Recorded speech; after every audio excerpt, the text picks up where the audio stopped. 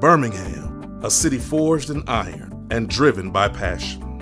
We're a people known for facing adversity head-on and for overcoming it every time. It's part of our cherished history. So when adversity rose again in the year 2020, we leaned on our legacy, a legacy that proves that Birmingham will always rise to the occasion. 2020 was a year of unprecedented opposition. 2021 was a year of course correction. But 2022, that was the year we had our hands firmly on the wheel, pedal to the metal, forging ahead with new resolve. We invested in our neighborhoods by continuing to prioritize the revitalization of our communities. We've built up to 100 new housing units, with more to come this year. The city answered the requests of its residents, investing in a massive blight removal and revitalization project at the old Caraway Hospital property in the Druid Hills neighborhood. $15 million has been allocated for street resurfacing, along with capital project investments to improve sidewalks and storm drainage. A new complimentary uniform garbage cart system has launched with the goal of more efficient collection and reduction in litter. We've leveled up our transportation, with Birmingham Express becoming the first bus rapid transit system in Alabama and expanding the city's public transit options.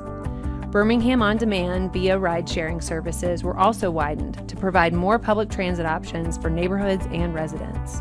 We're working to make our streets safer too by offering financial benefits to those who are recruited and join the Birmingham Police Department. We shifted hours to get more officers on the streets. We're making bipartisan connection with state lawmakers to pass tougher laws and combat dangerous street racing and exhibition driving. But we also realize we can't police our way out of crime. So, we're launching a conflict resolution curriculum for Birmingham City School students, beginning with a $1 million investment as part of the Common Ground anti-violence strategy. We're also making a $1 million investment in mental health services for students.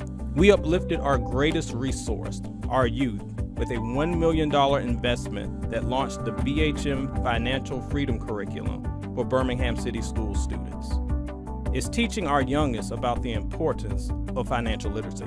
We continued our Page Pals reading initiative, partnering with Birmingham City Schools to elevate third grade reading levels. We dedicated $1 million in early literacy initiatives executed by Birmingham Talks, giving our children a head start to success. Thanks to help from the Federal American Rescue Plan Act, the Good Jobs Challenge grant awarded our city over $10 million to train over 1,000 job seekers in healthcare and digital health fields. The land sale approval for Green Meadows development broke new ground by becoming the largest Black-led transaction in Birmingham's history. And through the BOLD program, more than $500,000 has been awarded to area organizations to fund innovative ways to help improve Birmingham's economic landscape. But what does that all mean for 2023? It means we're positioning Birmingham to be a major player in our region. The success of 2022's World Games event was a huge win. 9 out of 10 spectators gave it a favorable report, along with 8 out of 10 athletes showing that Birmingham can be a destination for large sporting events.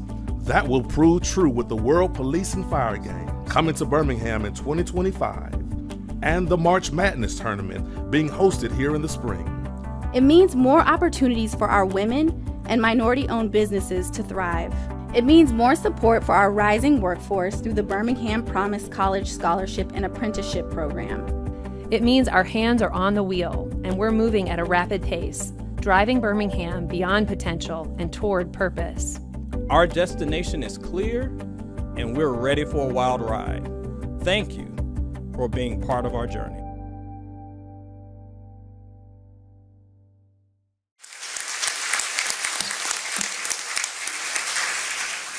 Hey, good afternoon, everybody. It is really, really good to be with, it's good to be a Kiwanian, let me start there. But it's good to be with you all this afternoon. I want to thank Crystal Smitherman for that very intentional, warm introduction. And she's right, beyond our positions as mayor and pro tem of the city councilor, we're friends, and she pushes me, holds me accountable along with her colleagues, which I want to take the time to actually, I know she did it, but I want to do it again. And as I call her name, I want them to actually stand, because everything you all just witnessed and watched and heard on this screen around showing receipts and the things we've done to improve the quality of life in this city was not a one-man show or a one-man effort. It was a collective, along with non-individuals and collective, the City Council. And so at this time, President of the Birmingham City Council, Wardine Alexander, could you please stand? Along with Clinton Woods, who represents District 1, Hunter Williams, that represents District 2, Valerie Abbott, who represents District 3, JT Moore, who represents District 4, Darrell Quinn. Dr. Darrell Quinn could not be here today, as you heard, Crystal Smitherman, Pro Tem, as well as Carol Clark, who represents District 8, and LaTonya Tate, who represents District 9. Everybody, please give these people a round of applause.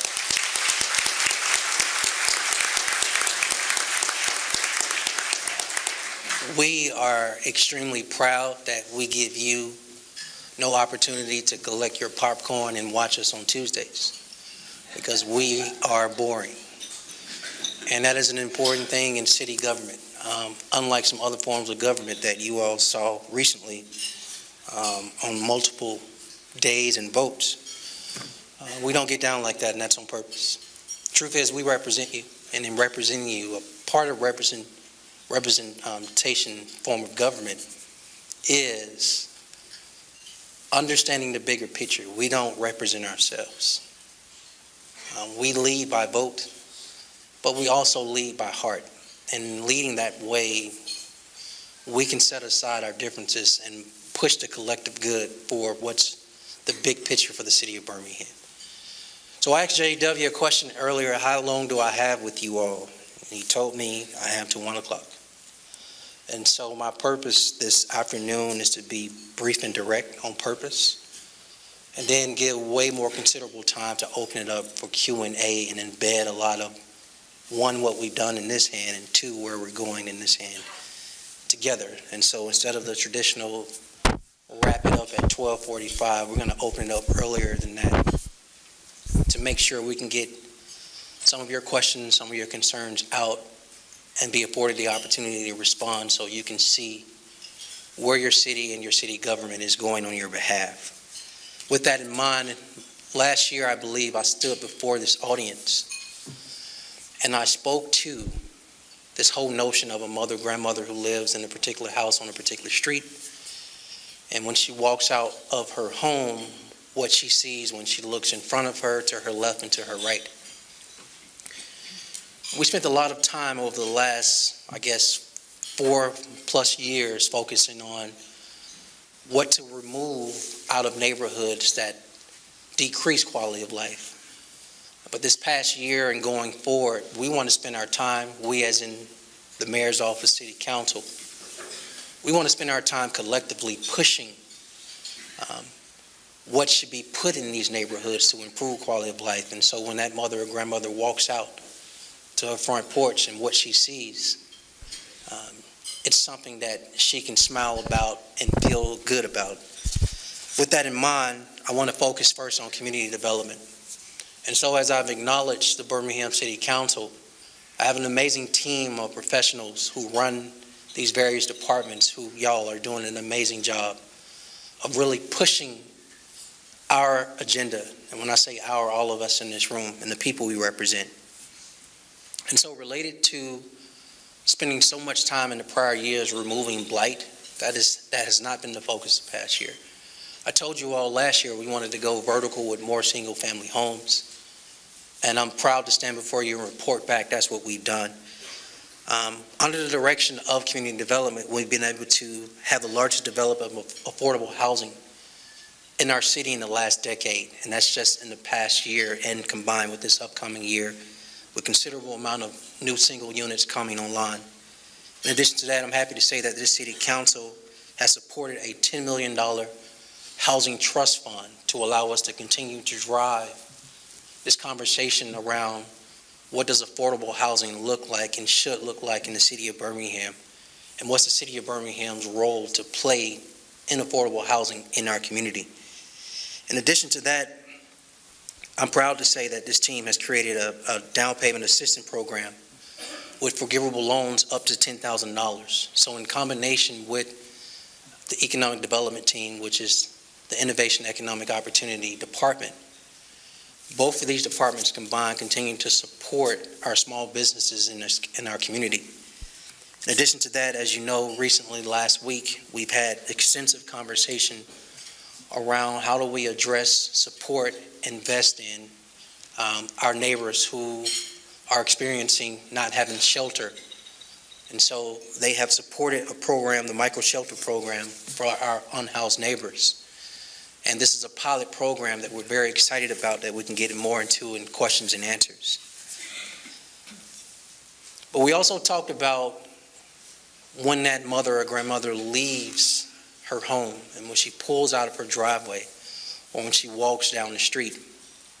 And so in support of our Public Works team, I'm proud to say that what we've been intentional about is cleaning up our city. If you didn't know this, we have been so kind in picking up trash. And because we've been so kind in picking up trash a minimum of twice a week, trash is always on our city streets. What that allows is for those who are always committing illegal dumping or some form of littering to blend in, because we're always picking up trash a minimum of 6 out of 7 days a week.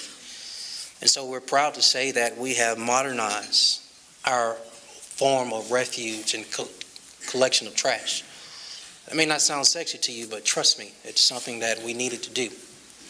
And so we have moved to uniform trash collection by offering uniform trash bins, a little over 100,000 to our citizens in the city. They will be deployed in a strategic way, but the first 20,000 went out. That allows us to go from picking up trash twice a week to 1 day a week. In addition to that, a uniform lift allows us to go from 3 employees on a truck to 1 on a truck. Those 2 people still, their jobs are safe.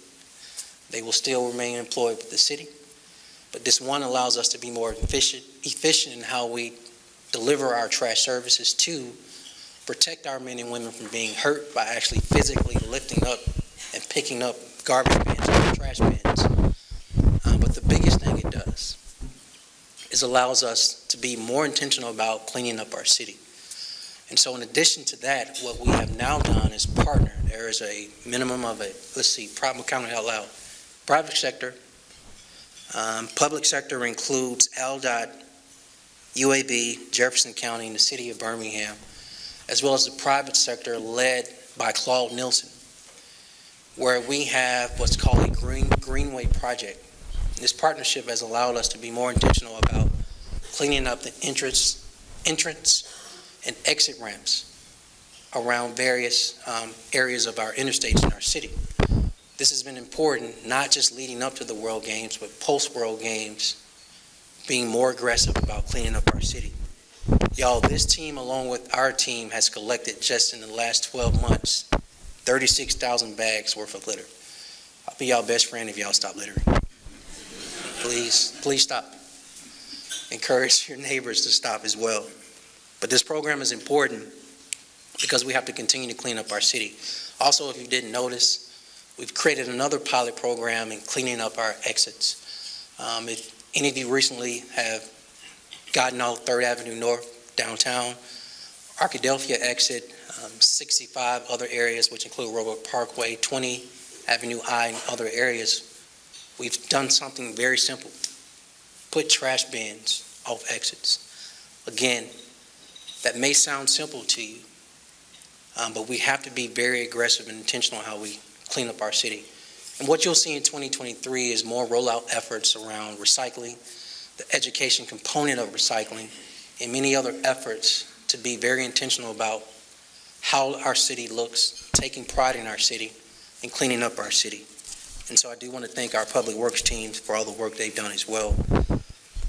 Again, that mother or grandmother exiting or leaving out of her home, she has options. She can drive her car, or if she does not have her own private transportation, we wanted to provide additional options for public transportation.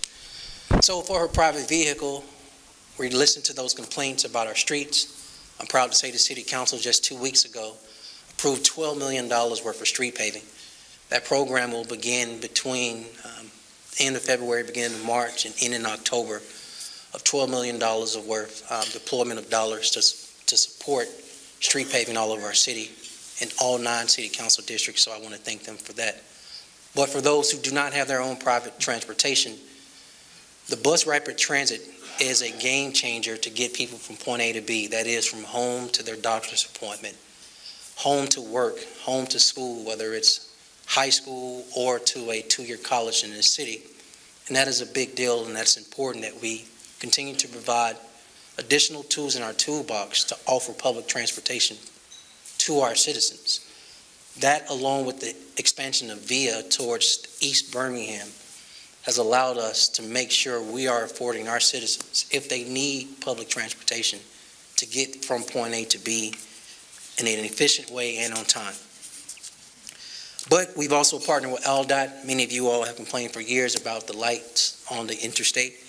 They are not our responsibility, but the partnership has been well, and that has improved as far as safety. Moving on and going from place as it relates to our infrastructure, transportation, and housing, I want to talk about people, and then I'll open it up. Economic development has always been important for us as an administration. I'm proud to say, under the direction of Cornell Wesley and his team, we've seen an increase of more than 3,000 jobs, or 3.4 rise in employment opportunity in our city. You saw earlier the capture picture of the World Games, but the economic report, if you all did not know, generated $165 million. If I'm correct, directly towards the city, it was about $110 million. Also, you saw the picture of Northside development at Caraway Hospital. But the biggest thing we are proud of this team, and there's not enough time to list all the things economic development has done. But what we're most proud of is, in combination with our American Rescue Plan team, the Good Jobs Challenge in establishing the healthcare workforce training. I told you all last year that we didn't need to double down, but triple down on our economic identity, which is healthcare. This Good Jobs Challenge that we were awarded $10.8 million allows us to be in a position to add 1,000 new jobs in the healthcare industry, and that is a game changer, and not only employment opportunity, but continuing to save lives in this community and statewide. The city of Birmingham does not take credit for that in isolation. Getting the grant is amazing. The opportunity to provide 1,000 jobs is amazing, but the biggest thing out of this is the team approach with the economic development organizations in this community, not just Prosper, I'm not just saying that because you're sitting here, JW.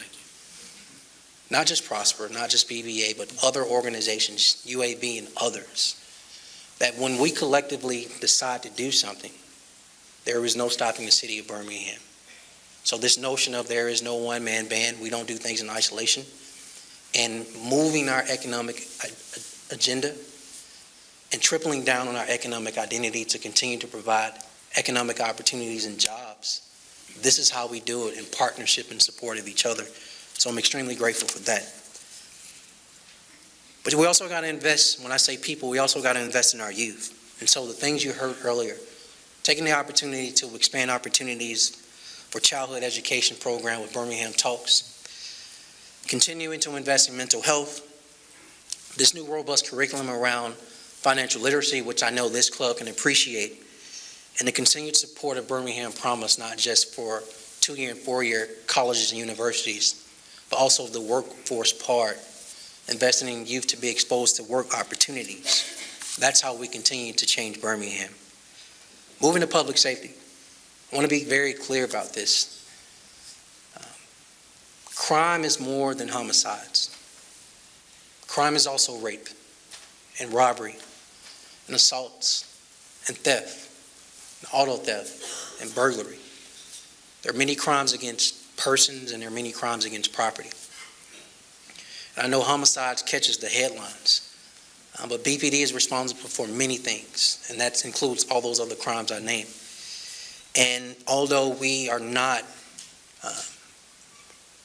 where we want to be with homicides in the city, I am proud to say, under the direction of Chief Thurman, that they were able to reduce all those other crimes collectively down by 5.67%.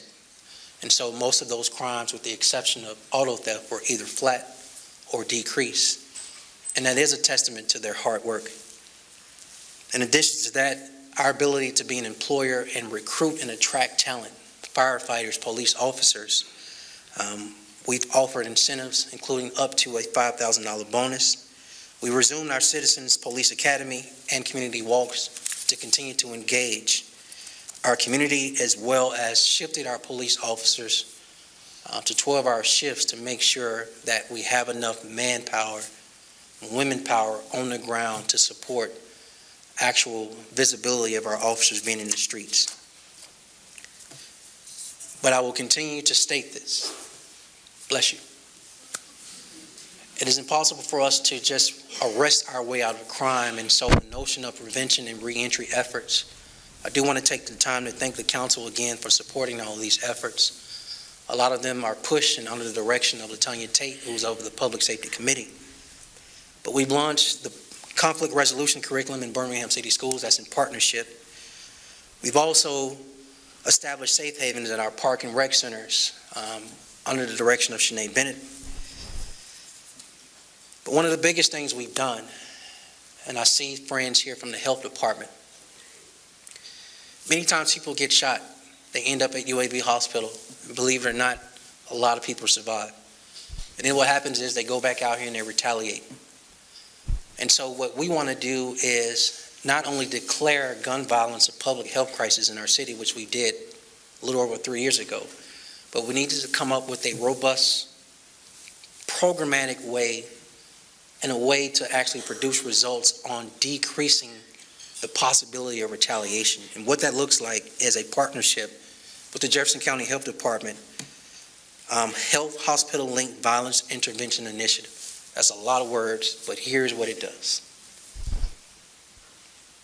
Community members can now go into the hospital and engage those who survived their gunshot and find a way to provide resources to prevent them or decrease the likelihood of them going out here and retaliate. And that is a fundamental game changer. There is a program that's probably equally, if not more important than that, and the council just approved it today unanimously. Again, I want to thank them. And that is the Restore program. This program is in partnership with the Jefferson County Family Court. I have had the opportunity for quite some time, with no media on purpose, to continue to make visits to our youth detention center. And I'm slowing down and giving you this on purpose because this is important. At this youth detention center, we have young men and young girls between the ages of 14 and 18 who have committed various crimes. And they've committed these crimes and they have various issues. And when I talk to them, I take off the mayor hat, I put on just a simple person, Randall, and tell them, I've been in this building before as a visitor when my brother was locked up in this facility. And I share with them, there's a road that can get worse than this if you don't change. But there are others who participate. And so this Restored programs allows us to provide wraparound services for these young men and young women who are locked up in state custody. Why is that important to you in this room? Because over 80% of these young men and young women are more likely to either kill or be killed when they come out. They are more likely to not see the age of 25 or 30. And so if we make the necessary investments for this group of young people, we can change Birmingham's trajectory related to crime and particularly gun violence in our city. Thought that was important for you to know, which brings me to my last people group. Do not forget that the city of Birmingham is an employer. We employ over 3,000 plus people. It is my job as an employer, city council job as an employer, to continue to do everything we can to invest in our employees. That is more than just a base salary, base benefits, pension, etc. There are other things we have to do to continue to attract talent and retain talent in our city. And so I'm excited that the City Council, just within less than a year, has already approved a 5% cost of living adjustment. And presented before the council 2 weeks ago was a resolution of intent to, in the near future, provide an additional 5% cost of living adjustment, which allows us to give our employees a 10% pay raise, cost of living adjustment, within 1 year. In addition to that, we continue to offer incentives around hiring police and fire. But the biggest thing we just announced that has only been live and up for less than an hour is a 12-week paid parental leave. Parental is the term, not maternal, because we also want to support fathers as well. And that is unique in the sense that I believe we are the first city in the state of Alabama to offer, as of today, effective immediately, 12-week paid parental leave for our employees. We hope, thank you.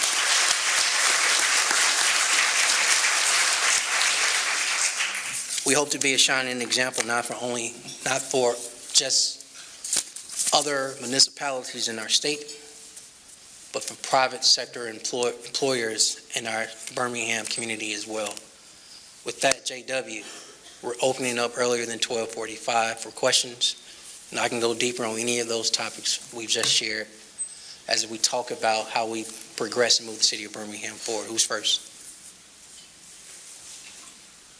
No takers. Oh, okay, have a good day. Just playing. Who's first? Yes, ma'am.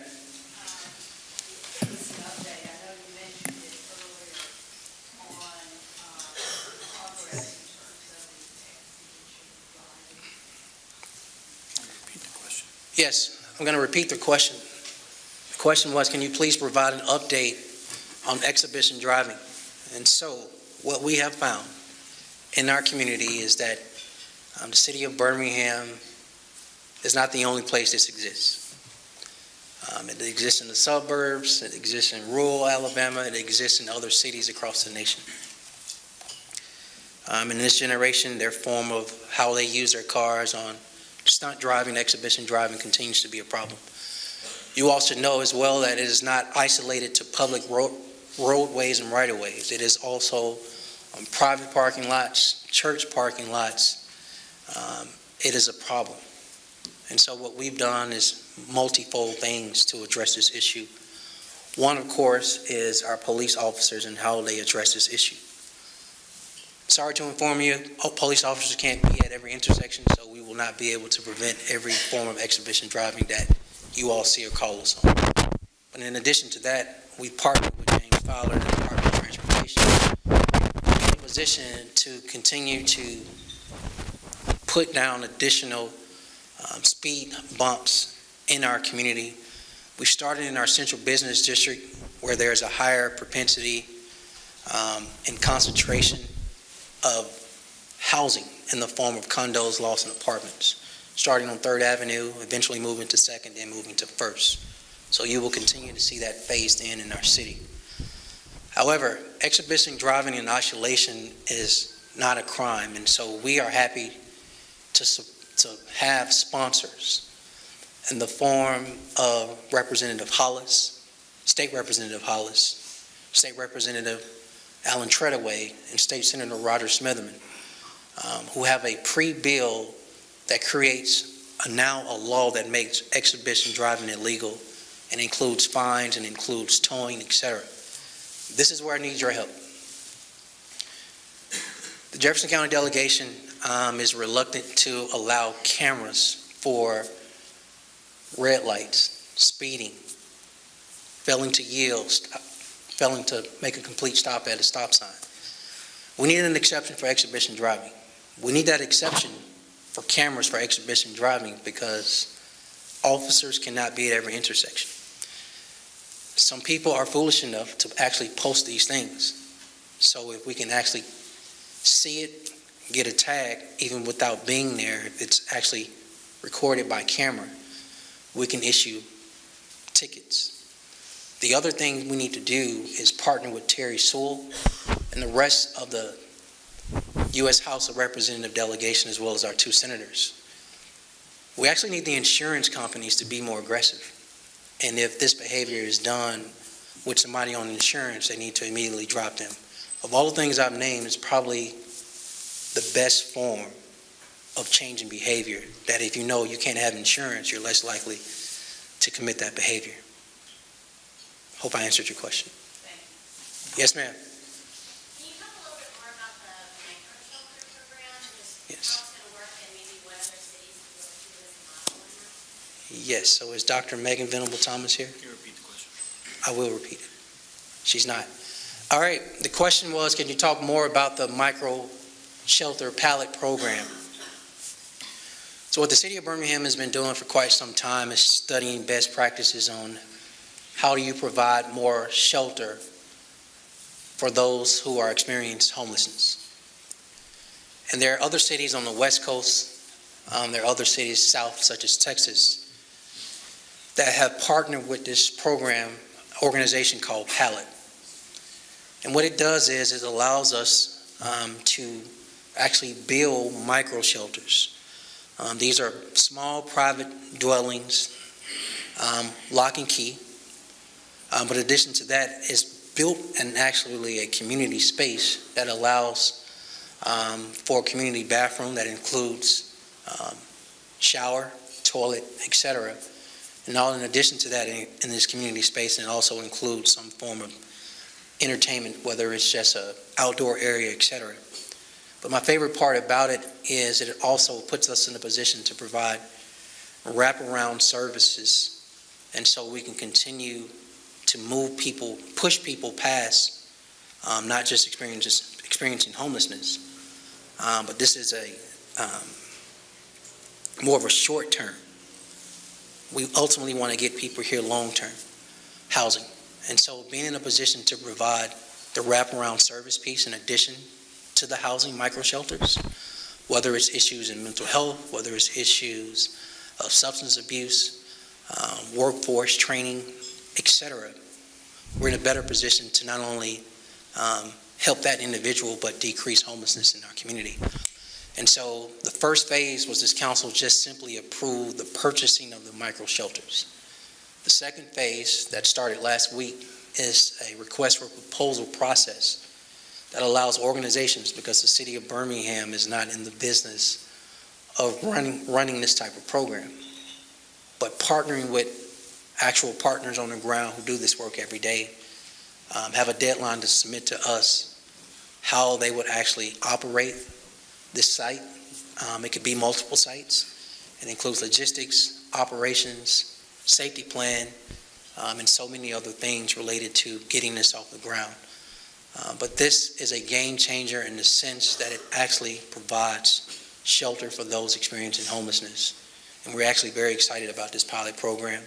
We believe it will be a success, and from there we can expand the program citywide. Who's next?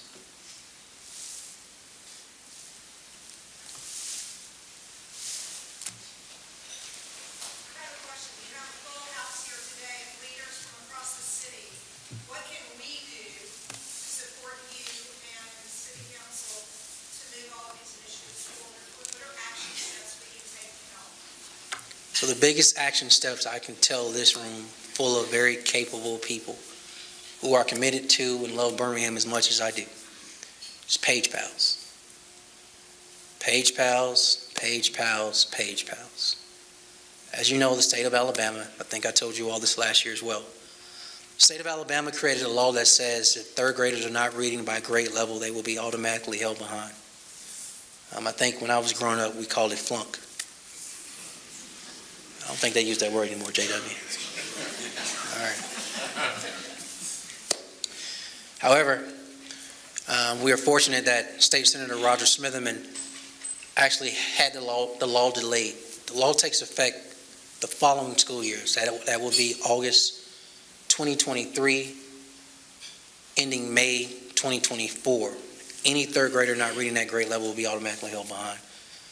We as adults, all of us in this room, have a very critical role to play in making sure that does not happen. You need to know a hard fact first. A little over 40% of our third graders are not reading at grade level. That's unacceptable. If we leave it to just our teachers and parents and principals, that number will not decrease. So we have to join in. Page Pals gives you all an opportunity to do that, and we need to build an army of volunteers to directly engage our third grade children reading. It allows you to go into a school, into a library, and engage a child one-on-one, anywhere from 15 to 30 minutes of reading. And trust me, it has a positive return. Galvin, I'm not sure if you're in this room, but we've had over 400 volunteers already with extensive hours. We need to continue to build that. And I don't want us to wait until next school year. So you can join now. Let's see, any team members want to give me birminghamal.gov/what? There you go, teamwork. BHAMYouthFirst.org allows you to sign up for Page Pals. Lauren, that's a great question, but I want to see an increase of y'all signing up for Page Pals to assist in reading. By the way, that does not take away from any other reading initiatives that exist in this city. Many exist, we support them. STARE being one for second graders, and so many other programs that are represented by organizations in this room. It is all a collective, but this puts us right at the ground level of addressing the issue. There are probably a lot of other things I can request you to do, but that's number one. Who else? Question? Yes. Mayor, thanks for coming. You've been a great leader in regional cooperation. Can you talk a little bit about your collaborative efforts with other municipalities and what you see on the horizon? Yeah, I can do that. So you all got to know that's intentional work. Yes, JW said I better repeat the question or he'll beat me up. The question was, can you share more about the effort on regional cooperation? The city of Birmingham is one of 30-plus cities in Jefferson County. That does not make any sense to have that many cities in one county. And that causes a push-pull on our effort to drive whatever agenda we have for the collective in this footprint we call Birmingham. What we've done over the last 5 years is be very intentional about our relationships with each other. And so we meet on a regular basis. We've done the low-hanging fruit things, such as a no poaching agreement. But it's time to be more aggressive in 2023 and beyond, related to some of those harder things around the collective.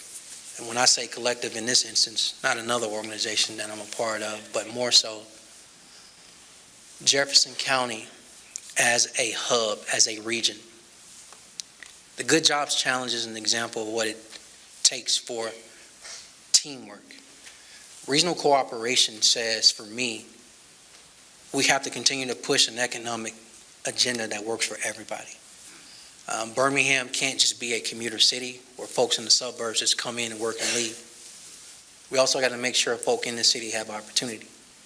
In addition to that, in the areas of economic development related to tech, related to logistics, related to healthcare, these and many more areas are where we can get our biggest bang if regional cooperation continues to work for us together. I still got time. Who's next? Let's see, I got two this way, so we'll take both your questions. Ladies first. Hey, Kathy.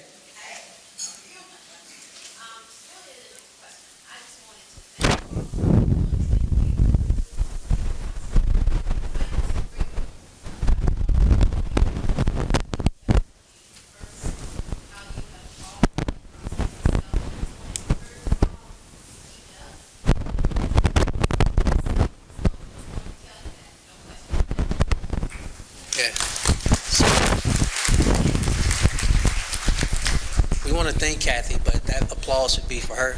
She was responsible for a 3,000 plus army of volunteers for the World Games last year. Y'all give it up for Kathy.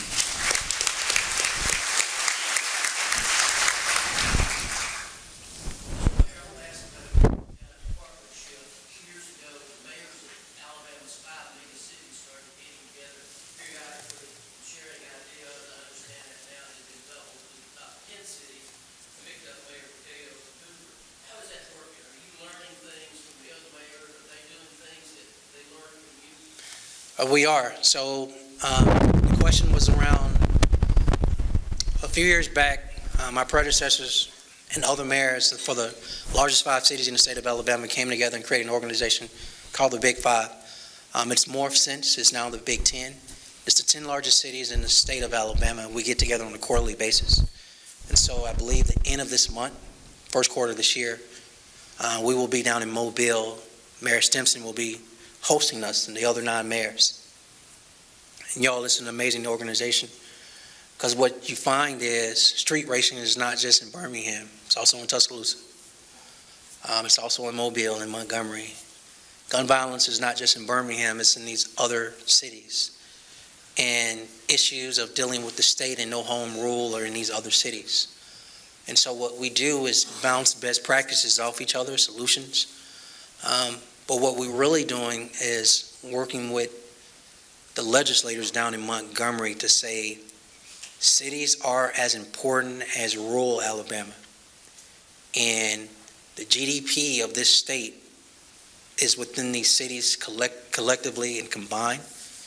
And the issues we have are important, and we need the state's help, whether it's tax issues, whether it's gun violence issues and public safety issues, and so many other issues, infrastructure, et cetera, gas tax. I can go on, but it's been very helpful in us driving what we're sharing with our state legislators.